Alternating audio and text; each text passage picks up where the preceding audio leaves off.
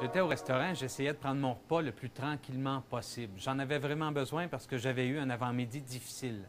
Le problème, c'est qu'il y avait une famille assise aux côtés de moi et eux me rendaient vraiment la vie difficile. En fait, il y avait les deux parents qui, eux, semblaient vraiment pressés de reprendre la route et le petit garçon qui, lui, prenait tout son temps pour bien manger son repas.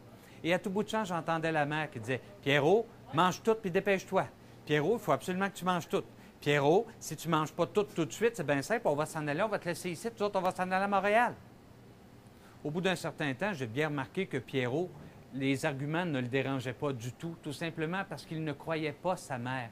Pouvait-il vraiment croire que sa mère allait l'abandonner à Drummondville? Non, il n'y en était pas question. Et pourtant, c'est pas ça qu'on fait quelquefois en négociation. Quand on dit à un fournisseur de qui on dépend absolument, c'est bien simple, je n'ai pas un meilleur prix, je n'achèterai plus chez vous. Quand on dit à un employé dont on est entièrement dépendant, c'est bien simple, la prochaine fois que tu arrives en retard, je te mets dehors. Ces gens-là réalisent rapidement qu'on n'est pas crédible, qu'on lance des menaces qu'on ne sera jamais en mesure de mettre à exécution.